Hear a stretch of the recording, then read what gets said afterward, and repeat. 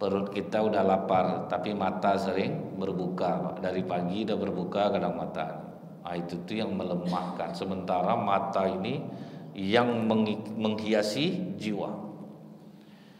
Jadi kalau mata ibu-ibu ini Bu, ujiannya bukan memandang laki-laki. Nah, beda kami laki-laki. Mata laki-laki memang ujiannya memandang wanita. Tapi mata wanita tidak memandang laki-laki, tapi memandang benda. Rencana jalan-jalan ke mall, cuci-cuci mata, akhirnya belanja jadinya Pak. Nah, itu wanita, nengok tas, nengok kulkas, nengok bunga, nengok macam-macam, dia ingin ya. Nah, tapi ujian laki-laki itu adalah memandang wanita.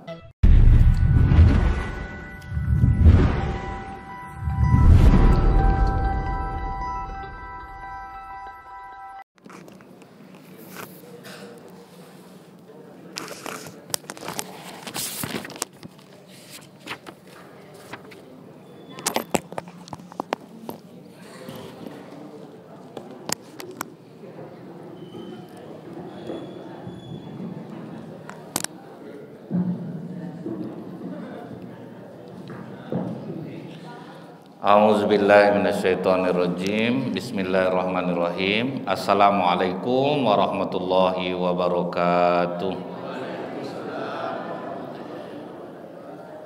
Innal hamdalillah nahmaduhu wa nasta'inu wa nastaghfiruh wa na'udzubillahi min syururi anfusina wa min sayyiati a'malina. May yahdihillahu fala mudhillalah wa may yudlil fala hadiyalah.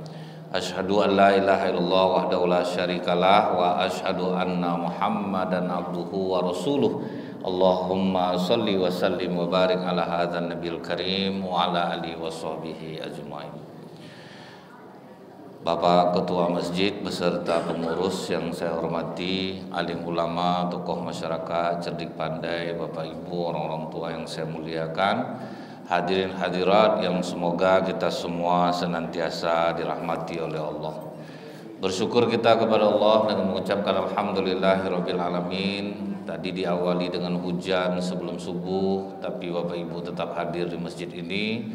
Semoga ini menjadi sebab mudah-mudahan bila ada yang sakit disembuhkan oleh Allah, yang lagi sulit dimudahkan urusannya oleh Allah. Bersolawat kita kepada Rasulullah sallallahu alaihi wasallam dengan ucapan Allahumma sholli ala Muhammad wa ala alihi wasallim. Semoga Allah ringankan lisan kita ini bersolawat sehingga kita mendapatkan syafaat di yaumil akhir kelak. Ada seorang sahabat Rasulullah namanya Dammam bin Sa'labah. Dia ini seorang kepala suku. Jadi sebelum dia kenal Rasulullah itu, dia mengendarai ontanya, kemudian dicarinya lah Rasulullah yang saat itu sedang duduk bersama sahabat. Ditambatkannya ontanya, tapi dia bicaranya macam apa Pak? Tidak mengenakkan. Siapa di antara kalian yang bernama Muhammad? Itu caranya mencari Rasulullah. Sahabat menyambut dia, itu yang sedang duduk bersandar. Datanglah dia kepada Rasulullah SAW. Kemudian apa katanya Bu? Wahai Muhammad cucu Abdul Muthalib. Kata Rasulullah, ya aku mendengarmu. Aku ingin bertanya kepadamu dan aku sangat menekankan pertanyaanku ini, tapi tolong jangan kau berat untuk menjawab. Jadi dari sinilah kita tahu ya, Rasulullah itu sekalipun tidak dihargai orang tidak jadi masalah sama dia. Kan cara menanyanya aja udah apa, kalau kita langsung kita keroyok tuh orang tuh, kau kurang ajar kau, tidak sopan kau nanya-nanya orang. Tapi Rasulullah tidak jadi masalah Pak, disambut sahabat. Itulah yang sedang menyandar. Jangan kau berat pertanyaan aku Muhammad, aku mau bertanya berapa hal kepadamu. Oh ya silakan. Kemudian katanya, dengan nama Tuhanmu dan Tuhan nabi-nabi sebelummu, apakah kau diutus untuk seluruh manusia? Kata Rasulullah, iya. Apakah Tuhanmu menyuruh melaksanakan sholat 5 kali sehari? Iya. Apakah Tuhanmu menyuruh mengambil uang dari orang kaya, sedekahnya diberikan kepada orang-orang miskin? Betul. Apakah Tuhanmu menyuruh untuk berpuasa? Iya. Kalau begitu aku ingin memperkenalkan diri kepadamu ya Rasulullah. Aku Damam Sa'labah. Aku pemimpin dari sukuku dan aku beriman dengan apa yang engkau bawa. Memang kegadang-gadangan Pak, tapi masuk Islam jadi ya. Jadi beriman dia Bu.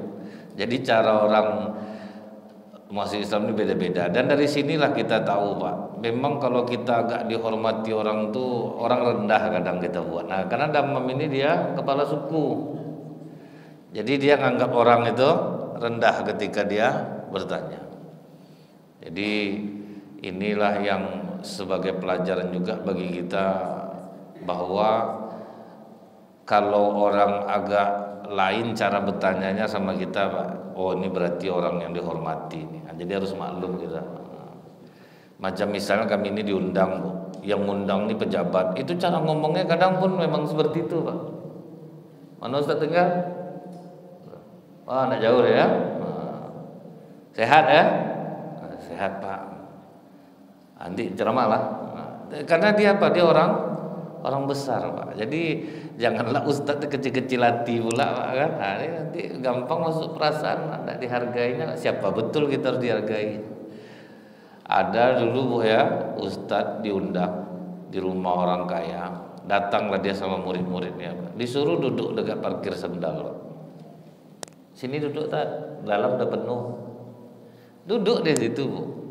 Muridnya yang kamu tidak menghargai, nampaknya tuan rumah nih Ustaz. Keluarlah kita dari sini. Justru tuan rumah tuh tahu bahwanya orang-orang beriman kepada Allah yang sanggup duduk di tempat seperti ini. Karena kalau orang-orang di dalam itu tidak akan sanggup duduk di sini.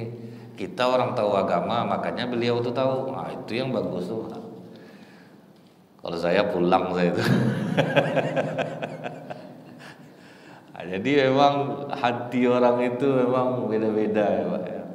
Dulu ada nih Bu, di masa Khalifah Umar bin Khattab itu ada raja yang baru diangkat di Yaman.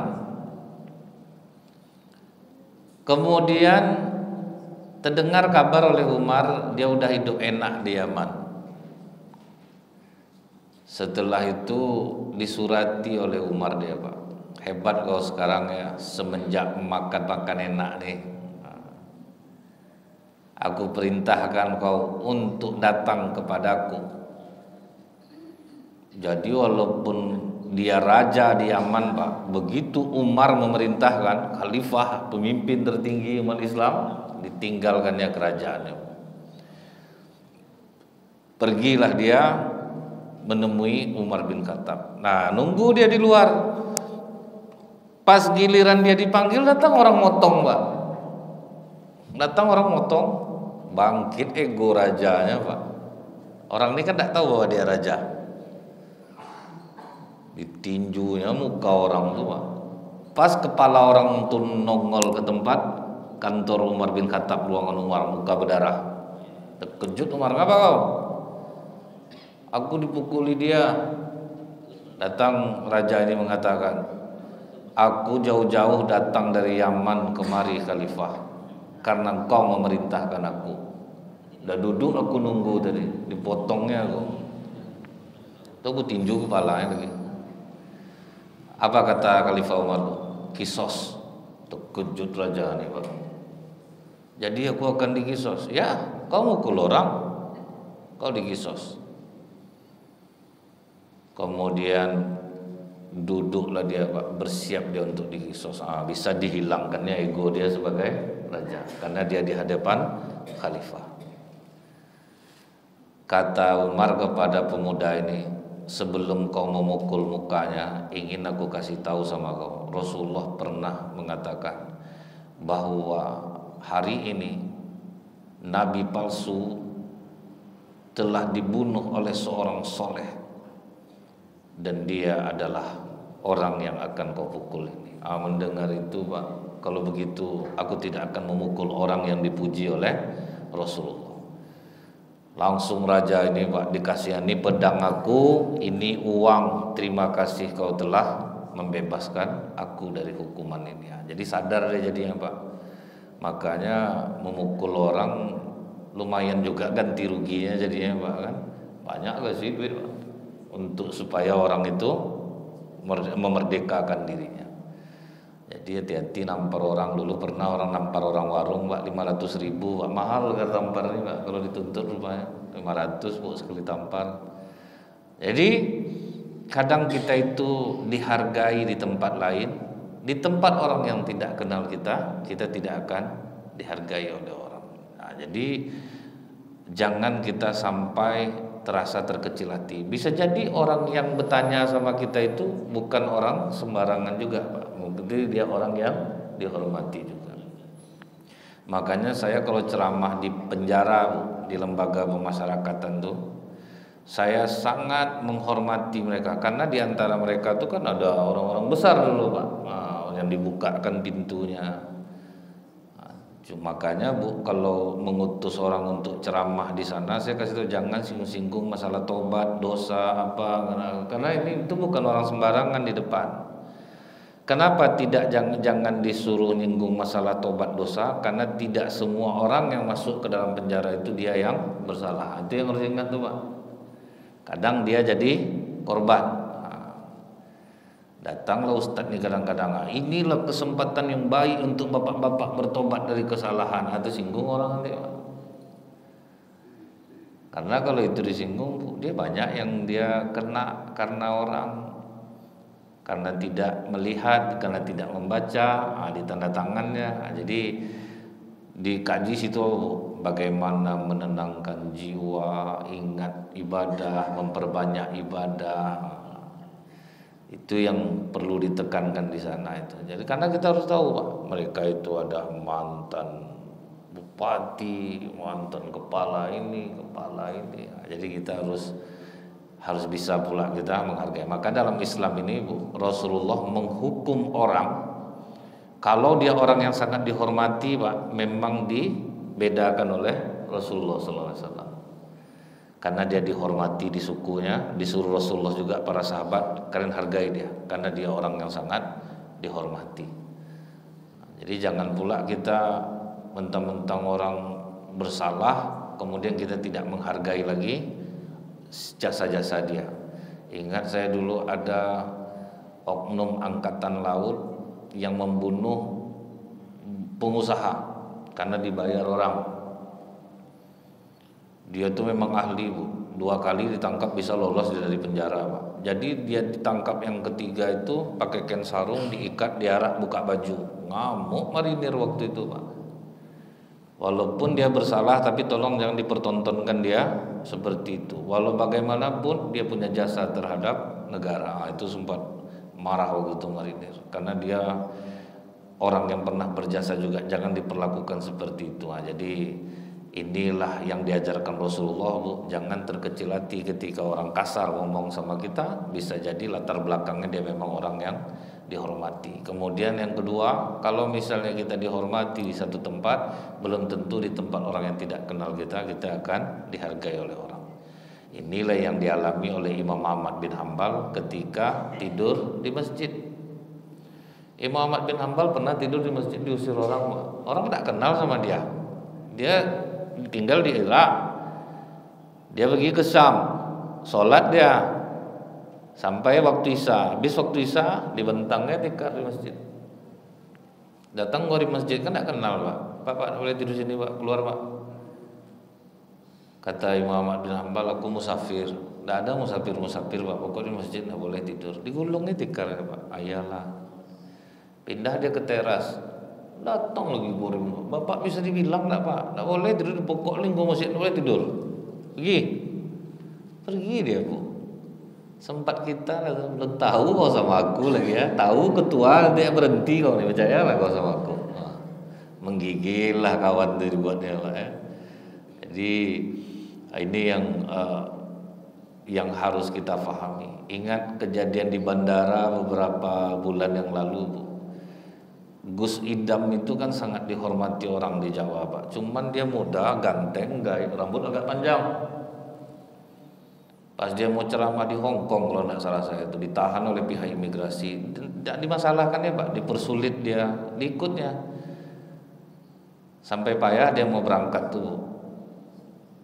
Akhirnya apa, Bu? Kena orang yang menyetop dia tuh, Pak. Baru dia tahu bahwa yang dipersulitnya itu adalah seorang yang sangat dihormati orang. Minta-minta maaf jadinya, Bu. Tahu Bu sidang tidak ada masalah sama dia, periksa lah.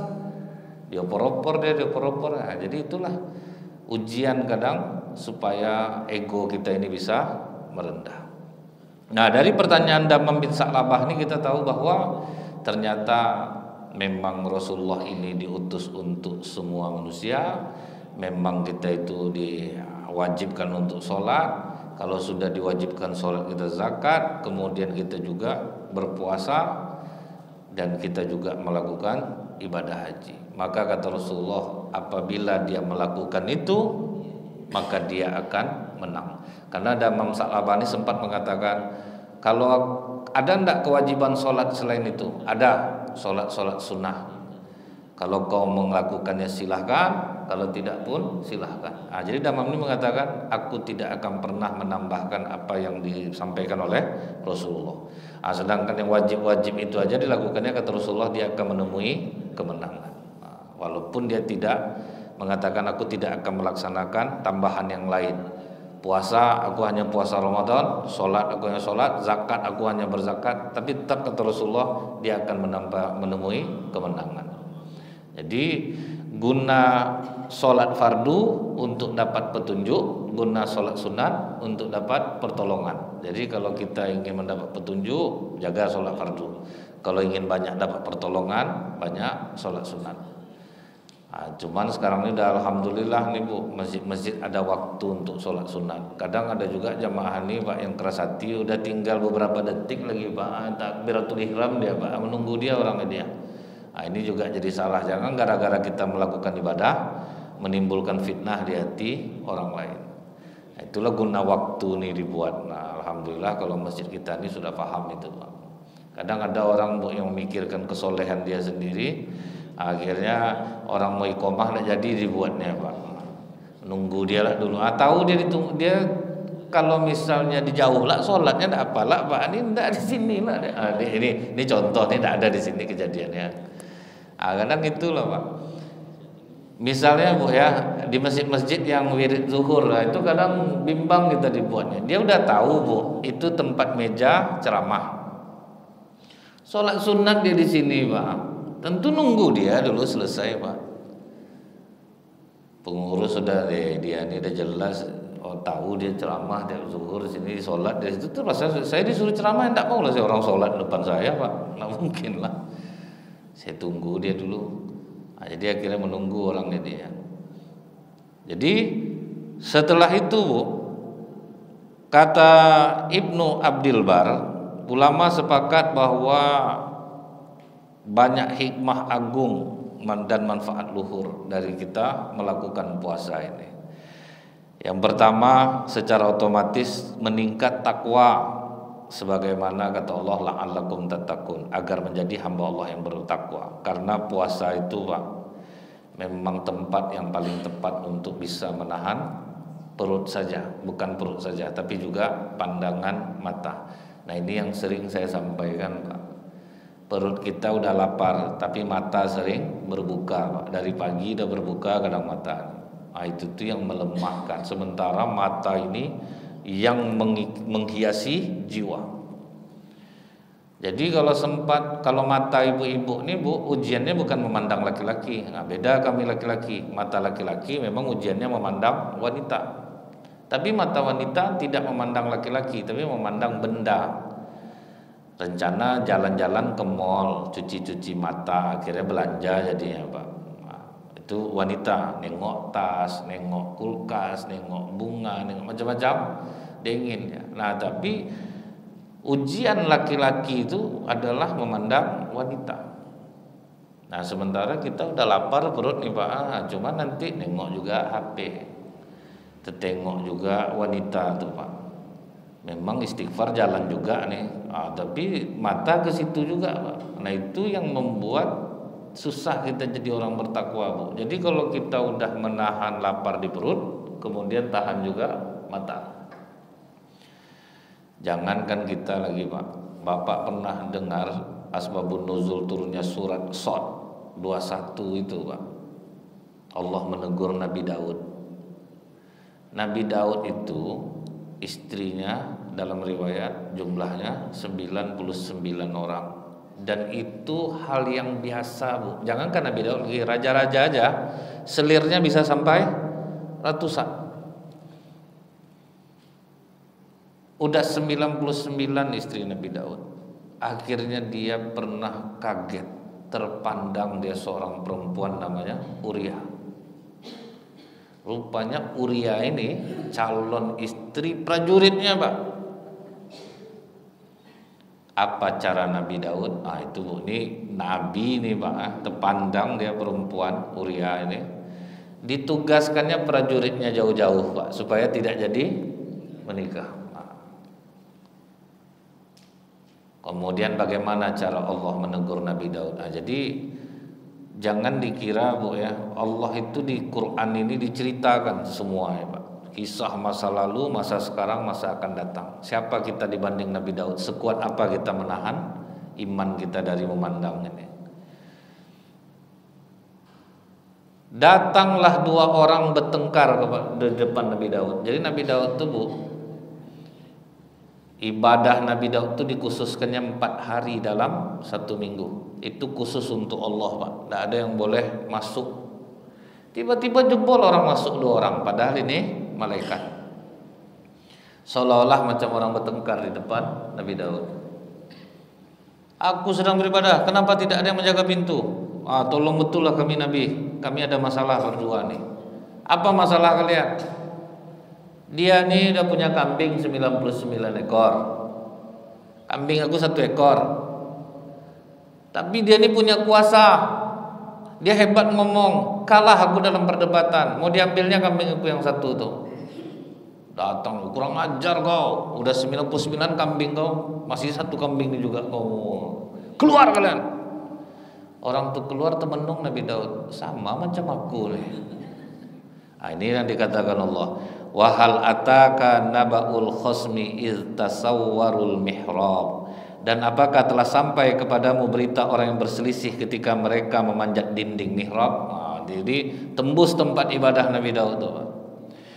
Ketika mereka masuk menemui Nabi Daud, lalu ia terkejut dengan kedatangan mereka. Jangan takut, kami berdua sedang berselisih. Inilah yang menyadarkan Nabi Daud ini. Itu Nabi Daud tuh Pak. Bapak Nabi apa sampai sekuat itu betul pandangan mata Bapak? Saya kalau pandangan wanita ini Ustaz biasa aja bagi hati saya. Wah hebat tuh, kagum saya tuh Pak. Jadi makanya Bu, ketika mendengar Ustaz mencabuli santrinya, saya tidak berpandangan buruk. Memang itu berat Pak. Memang itu berat. Kan banyak tuh Bu ya. Saya ada mengagumi seorang Ustaz di YouTube. Wajah cerah, jernih. Akhirnya istrinya sendiri yang melaporkan dirinya. Dan saya tidak wah ini wajar, ini memang hal yang paling sulit. Ustadz dia Bu, pangkat setannya kan jenderal juga Pak. Yang menggodanya aja kan tergantung Bu, ada yang rendah, ada itu makin tinggi dia. Pandai cara iblis tuh untuk masuk tuh Bu. Kalau misal macam kami ustaz-ustaz ini macam orang pura-pura bukan pura-pura, ibu-ibu bertanya punya masalah keluarga. Assalamualaikum Ustaz. Waalaikumsalam ya Bu. Saya ada masalah dengan suami saya. Saya boleh cerita sama Ustaz? Oh boleh Bu. Tegelik foto ibu tuh. Mau cantik. Apa masalah ibu? Suami saya tuh begini-begini Ustaz. Kita kasihlah keterangan. Tuh terus WA udah 4 hari terketik sama dia Bu, alangkah bahagia ya Ustadz kalau suami saya Ustadz berdentang jantung baru. Macam-macam. Makanya saya selalu bilang, karena ini udah sering kejadian Pak, sering kejadian, akhirnya lewat. Maksudnya itu lewat itu bukan salah, akhirnya menikah dengan jamaah dan meninggalkan istrinya. Itu banyak terjadi Bu. Itu banyak terjadi. Apakah Ustadz itu kurang ajar? Kalau menurut saya enggak, itulah ujian. Itulah ujian Pak. Berat Bu. Jadi kalau ibu-ibu ada masalah, jangan ceritanya ke ustaz, cerita ke ustazah. Ustazah cari Pak, jangan ke laki-laki ibu. PRT bisa, karena PRT ada di lingkungan itu. Tidak apa-apa. Karena kalau lingkungannya Bu ya, udah sama-sama tahu Pak. Pak RT udah tahu dengan warganya, jadi kemungkinan fitnah itu tidak ada. Tapi kalau misalnya sama orang lain, misal sama ustadz, kan jarang-jarang tuh Pak kan. Tahu-tahu curhat Bu. Itu tuh yang membahayakan menurut saya tuh. Karena Bu ya, banyak jamaah nih Bu menganggap ustadz nih pasti orangnya perfect, baik. Padahal antu juga kadang Bu. Beda duduk aja sebetulnya Pak kan. Antu juga sebetulnya.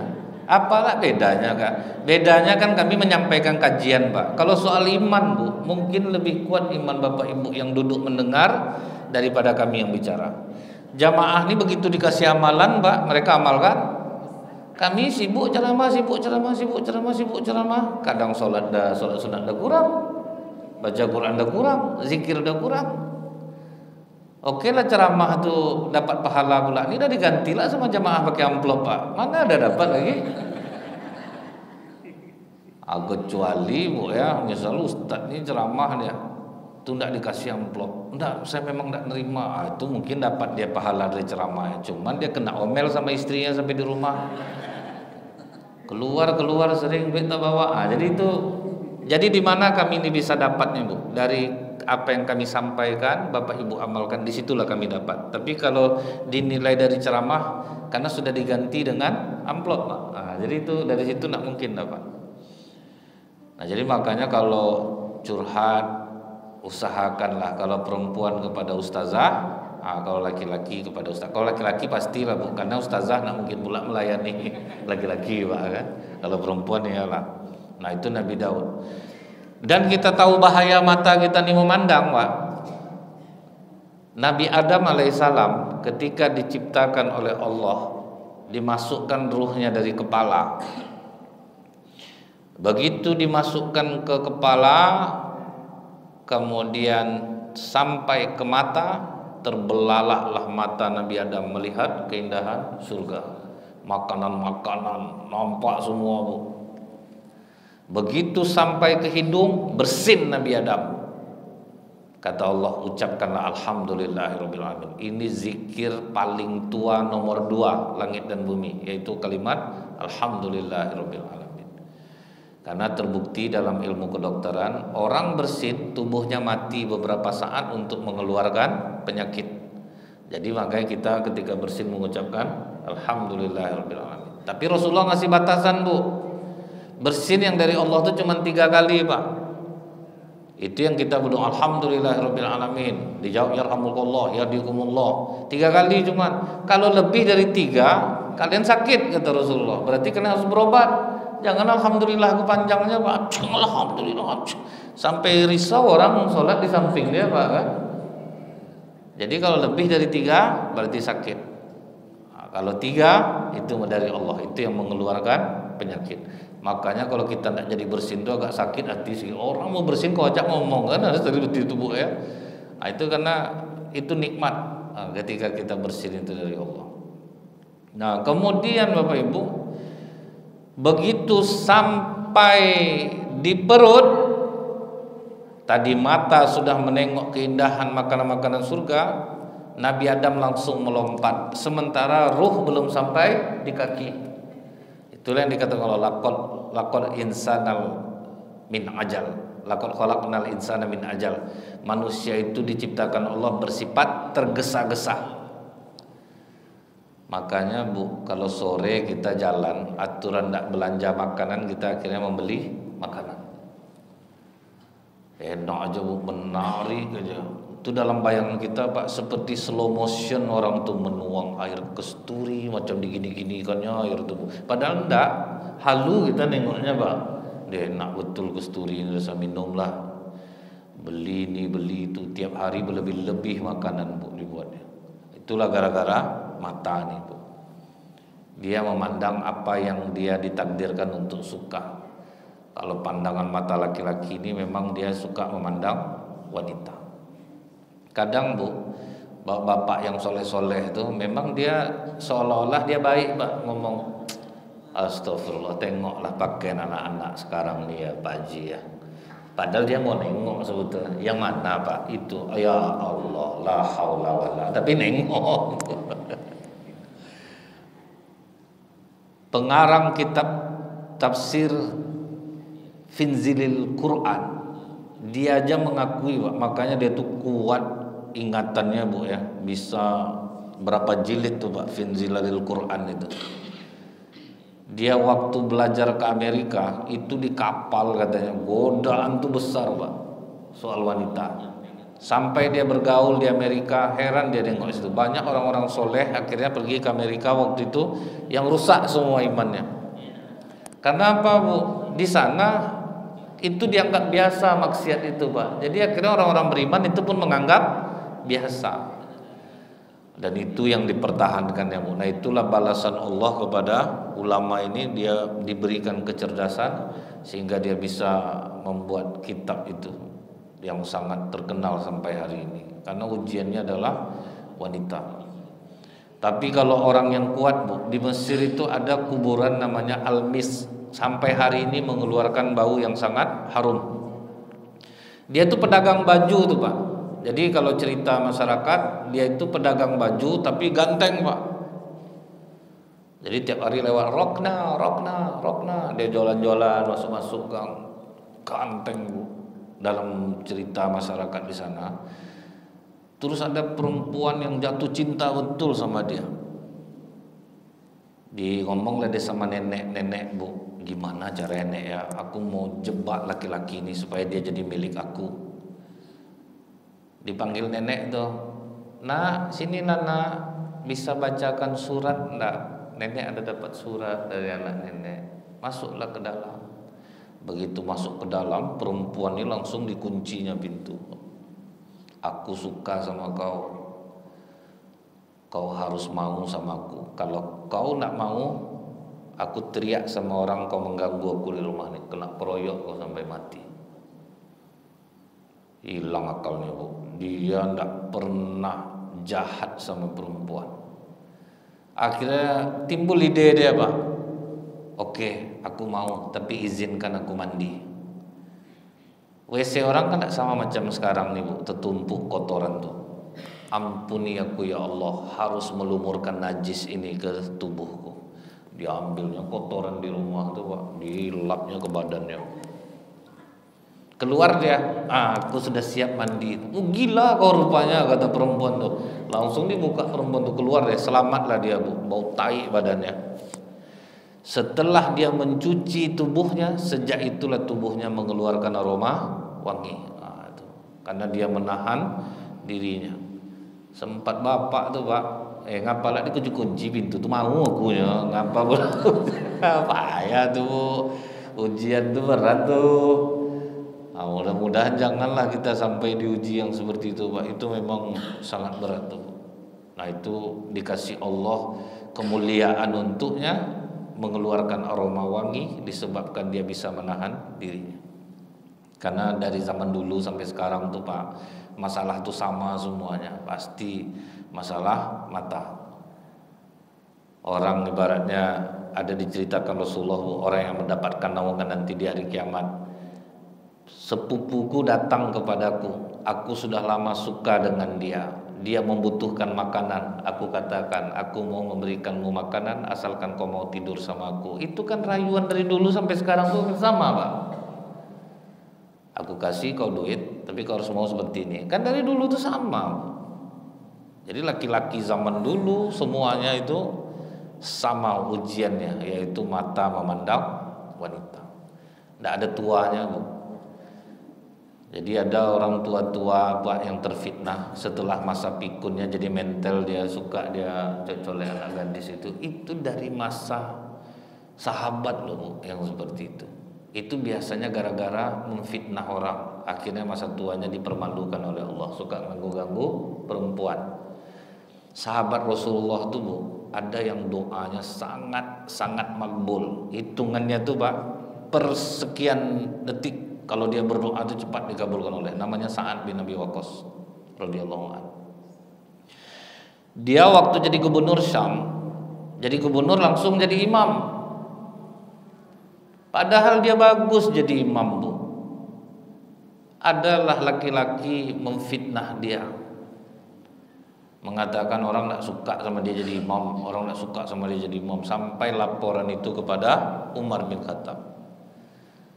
Jadi imam-imam yang tidak disukai orang biasanya itu gara-gara terfitnah biasanya, Pak. Yang nyampaikan tuh satu orang, cuman dia sebar-sebarkan ke orang. Jadi kan kasus itu sampai sekarang tuh masih sama, Pak. Sama semuanya. Rata-rata yang membuat imam berhenti di masjid itu pasti gara-gara segelintir orang, bukan orang-orang yang sudah biasa di masjid. Difitnahnya Umar bin Khattab langsung tanggapan, Pak. Langsung dipanggil Umar Sa'ad bin Abi Waqqas ke Madinah, diturunkan tim untuk bertanya ke seluruh masjid yang ada di Kufah. Ditanya ke masjid-masjid, "Iya, kalian tidak suka Sa'ad jadi imam?" "Suka. Dia sahabat Rasulullah, pasti dia tahu bagaimana Rasulullah sholat. Itu yang dilakukannya. Kami suka lah sahabat Rasulullah yang jadi imam." Saat dipanggil oleh Umar bin Khattab, "Aku mendengar orang membencimu jadi imam. Apa yang kau lakukan?" Kata Sa'ad bin Abi Waqqas, "Wahai Amirul Mukminin, kita ini hidup Nabi lagi, kita bersama sama Nabi. Bagaimana Nabi sholat, begitu yang kita lakukan. Apa yang salah? Sekarang ini begini ajalah, izinkan aku berdoa kepada Allah. Ya Allah, bila orang yang mengatakan tidak suka aku menjadi imam itu karena dia ingin mencari popularitas dan dia salah dalam pandangan matamu, panjangkanlah umurnya, kekalkanlah kemiskinan kepadanya, dan berikanlah fitnah yang akan menimpa dia di masa tuanya." Jadi kata orang di Kufah, Bu, sampai bulu alis matanya ini udah tutup, Pak, nak mati-mati, Pak. Itu gatal lah, Bu. Suka lah jonjongkel orang di jalan perempuan. Nah, itulah, Pak. Jadi saya kalau nengok orang tua Portugal, kalau saya bilang persatuan orang tua gatal, Bu, ya. Jadi kalau dia mental sama perempuan, nah ini berarti ini bisa jadi pernah memfitnah orang. Akhirnya di masa tuanya dipermalukan oleh Allah, Bu. Itu cucu atu, hati-hati, Pak. Bahaya tuh. Nah, kemudian, Bu, membentengi kemaluan itu guna puasa ini, Bu. Karena kalau mata sudah terjaga, kemaluan pun akan terjaga. Itu udah pasti itu. Kalau pandangan mata terjaga di bulan puasa ini, kita lapar, otomatis dia akan redam. Jadi dibantu juga, Bu, perut lapar, pandangan mata tenang, maka kemaluan pun akan tenang. Karena yang membuat dia bereaksi itu karena mata yang menghiasi jiwa, sehingga nanti kemaluan mengiyakan atau membenarkan. Dan itu memang hanya puasa yang bisa meredam itu semua, Pak. Makanya kalau orang yang tidak bisa menahan kemaluannya di bulan Ramadan itu, Bu, ya, kalau suami istri disuruh puasa 2 bulan berturut-turut, karena itu yang akan memadamkan tuh, Pak. Tidak boleh senggang, Bu. Habis Ramadan puasa dia 2 bulan berturut-turut, itu baru habis nafsunya itu, baru bisa betul mengendalikan. Jadi kalau orang yang kuat-kuat hawa nafsunya, memang puasa sangat dianjurkan. Makanya disuruh Rasul 2 bulan berturut-turut. Ada sahabat, Bu, nangis dia ke Rasulullah. "Apa yang kau tangiskan?" "Tak tahan siang tadi, Rasulullah. Aku bersetubuh dengan istriku. Kau harus puasa 2 bulan berturut-turut." Aku kerja aku berat, ya Rasulullah. Rasa tak mungkin aku bisa puasa 2 bulan berturut-turut. Kalau gitu hukuman yang kedua, memberi makan 60 orang fakir miskin. Jadi kalau misalnya kita nafsu terlalu kuat, Pak, caranya adalah ajak orang miskin makan. Jangan orang masjid diundang. Orang masjid ini orang banyak makan semua, Pak. Dia udah biasa makan, Bu. Jadi memang kan pernah saya sampaikan ke Bapak Ibu dulu, fakku rokobah, membebaskan budak, au it'amun fi yaumin zi masghobah, ngasih makan di hari orang kelaparan. Itu memang wama adraka mal aqabah. Dan tahukah kamu perjalanan yang mendaki lagi sukar itu? Ini memang sukar Pak, nyari orang miskin tuh Pak ya. Mencari orang yang lapar tuh susah Pak. Kalau orang kenyang kita undang makan ke rumah kita, kadang di komennya makanan kita tuh bukan dapat tenang jiwa kita Pak. Ditengok lau parah rendang macam daging sendal swallow kerasnya, tak pandai masak. Tapi kalau orang lapar mana peduli dia Bu, nggak ada sama dia, diisap-isap aja daging tuh senang dia.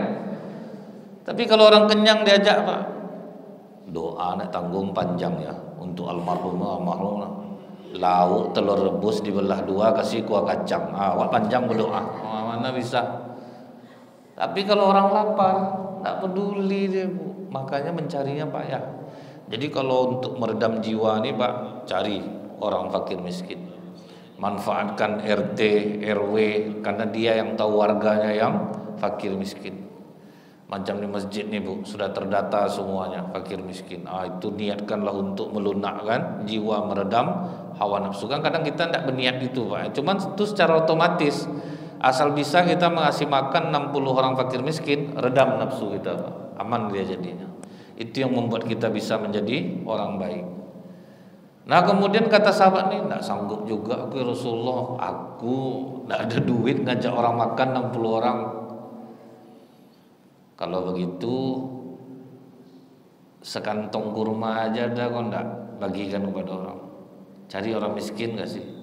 Ini aku minta maaf ya Rasulullah, di kampung aku tidak ada orang yang lebih miskin daripada aku. Menggeleng Rasulullah dibuat. Udahlah tidak bisa nahan nafsu, ngajak 60 orang makan tidak bisa. Dikasih Rasulullah kurma Bu, kau sedekahkanlah kepada orang miskin di daerahmu. Lupa dia pula paling miskin Pak. Ayo udahlah kata Rasulullah, berikan ini kepada keluargamu. Jadi ada tahapan hukuman itu. Jadi kalau memang kita ingin rasanya nafsu ini terlalu besar, kalau bisa puasa. Kalau rasanya mampu, sering-seringlah ngajak orang lapar makan.